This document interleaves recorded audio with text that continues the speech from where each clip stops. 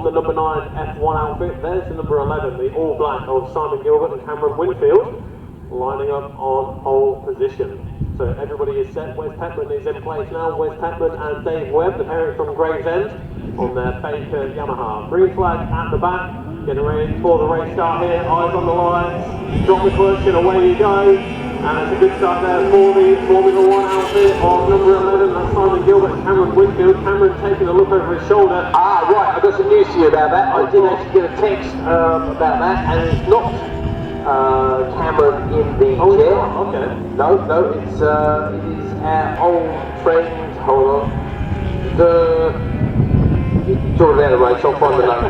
They're up towards Wilson's already, and looks like something going a little bit wide there, but a little bit of smoke from the tyre, nothing from the sidecar wheel locking up on the approach in towards Wilson's. Of course, as a brake hard for the right hand of the weight is on the right hand side of the outfit, meaning that the sidecar wheel goes a little bit light, and with that, a little bit of smoke from the tyre as it locks up.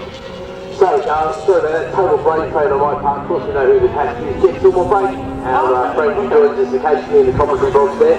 And I noticed Jed's arm was up in the air at his first of the warm-up start there, and it was likewise before. And again, it was a slightly jerky start there by Simon. It is an NTO9 engine, that's been confirmed to be in the same tank as well, as they lead their way. But yeah, this is a very experienced passenger object normal brake during time for this weekend, and we came through the whole season. I have no idea.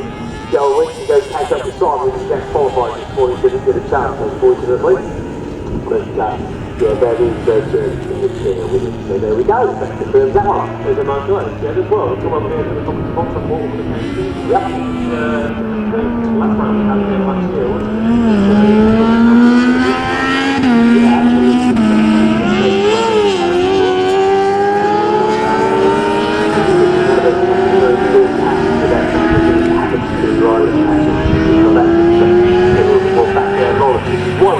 Welcome visitors to the commentary box. We've had Ben around up here today, and some William and Harry Bauer earlier. We'd like to talk to Harry and make it up to Harry. Brilliant. He's won his race earlier today, so that's the great delight to the Bauer family this weekend as Gilbert and Normal Brady come across the line. Something does show Winfield on the result sheet, so this doesn't help us. It's Brian Laria. Josh Saunders come across the line in second ahead of McCain and Aldry. Baber and Rutland make up a place as they go past on Fairhurst and Fairhurst. Stay where they are. There should be step and step. And a wet pitch Sidecars a little bit struggling this year. There's been some interesting developments in the sidecar, particularly the TT. Unfortunately, they ran into all sorts of problems. No doubt most of you have seen the social media feeds of bikes going airborne at ridiculous speed. Of course, Maria Costello unfortunately hit the big bunny there and slamming into the bank. And we do wish Maria all the best. Again, she's another person we do see her occasionally at the Bliss Motorcycle Racing Club, and we wish Maria all the best as she makes some sort of recovery and starts a new life, I think, unfortunately for her. Quick one there, Joel, mate. Jed already. Something that I only learned the other day, actually, is that he's the hill climb record holder of Chelsea Wolves, going back as a passenger or driver? Passenger, okay. Oh, right, yeah. So they went up there 8 years ago, and they still hold the hill climb record in sidecars at Chelsea Wolves. No, they ran sidecars up the hill climb 3 down. I've never seen a sidecar at a hill climb. Well, I've been to a hill climb, but just the kind of ridiculously modified open wheel jug power thing for that. Other possibilities the right way. I don't know this is what the supercar lap record up there at Chelsea Wolves would be, but I don't know. It did well, actually. I forget.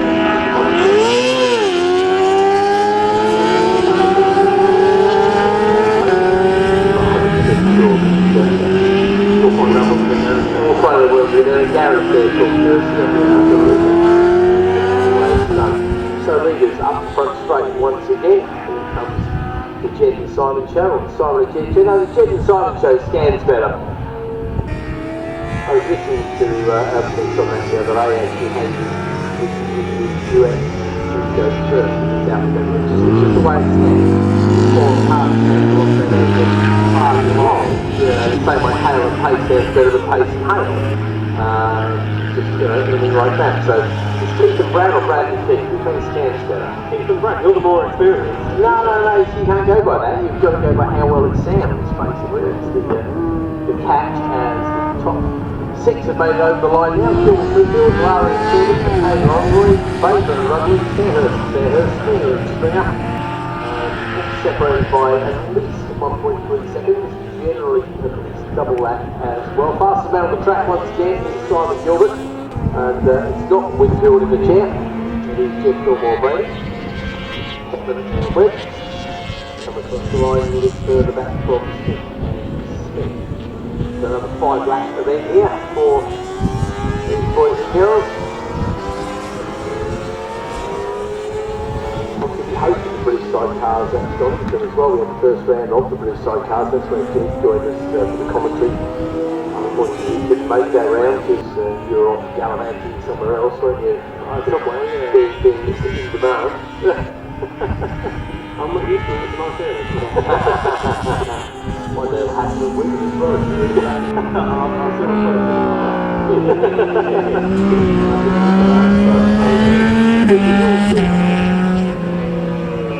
That's at 4.6 seconds to the advantage for Gilbert and Jeff Normal Brady. Simon Gilbert and Jeff Normal Brady, that's over 11 metres away.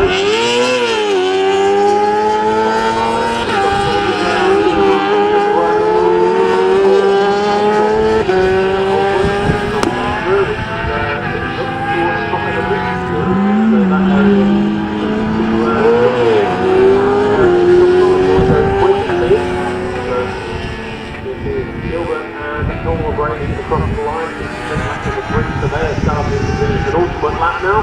So just 6 miles left of this secondary 300 circuit. And this is circuit, you'd have raced that actually, wouldn't it, Keith? Only the once, I imagine. But I don't know if I've seen it once or twice. I've definitely raced here. I think I did it, K, I can't remember. I remember celebrating on the slowdown lap coming out of Palmer's and forgetting how much Palmer's tightens up on the exit and going across the grass with those handles on the handlebars. So that was very wrong indeed, but I just styled it out as you do with these stupid mistakes.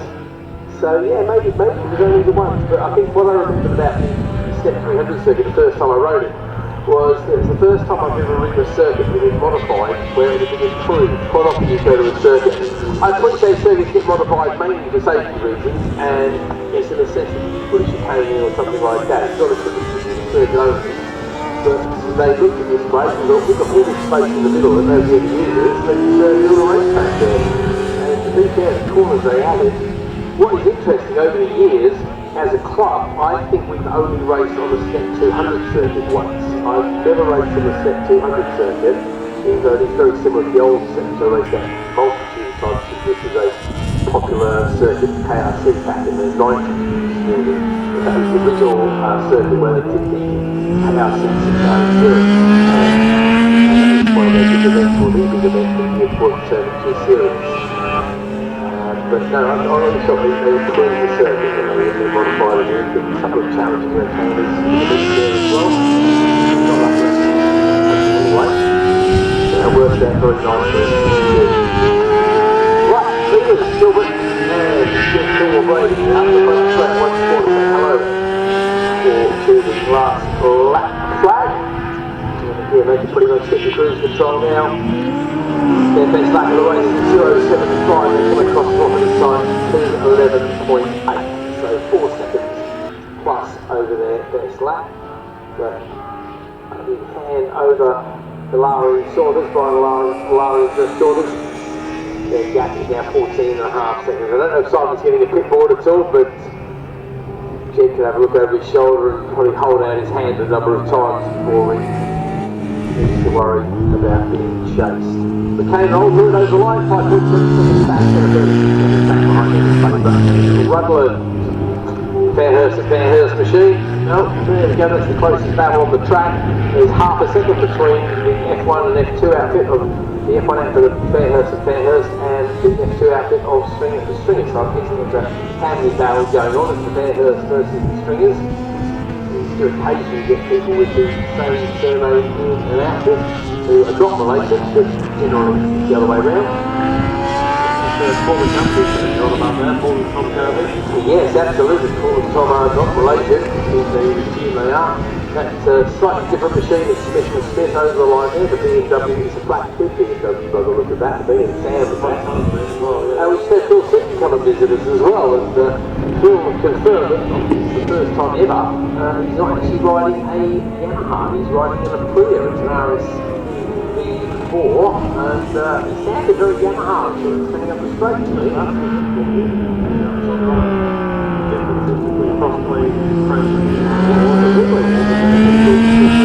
Yeah, certainly out of my anyway, but apart from just straight to the Yamaha, and he did the first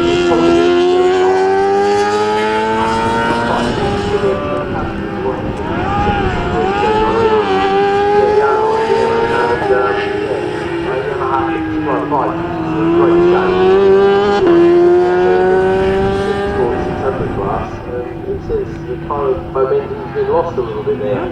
Checker flag time, gold medal time once again.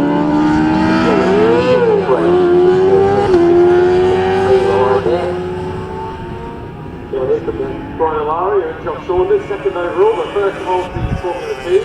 And then there's the number 19 of Peter Edwards, who will be the race running at the top 5 in Formula 1s. McCain and Oldroyd, second of the Formula 2s, the third position overall for Sean McCain and Taylor Oldroyd. Then Bainborough and Rudland on number 15, Stuart Bainborough and Danny Rudland. Get the better of the 236 of Thomas Stringer and James Stringer. So it's Fairhurst that come out top ahead of the Stringers, and then it'll be Will and Andy Smith. So it's the Fairhursts in 5th place, Stringers in 6th, and then the Smiths in 7th place.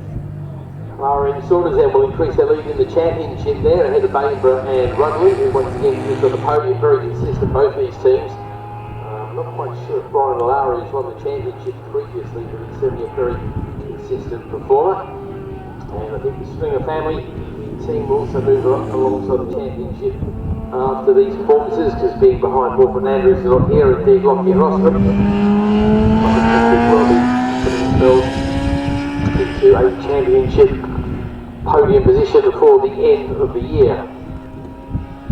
Likewise, Pepin and Webb are now the new leaders in the F1 Championship.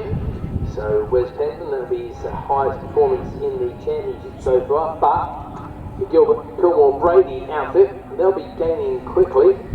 However, with not a million bikes in there, Pepin still scores 13 points in this particular race.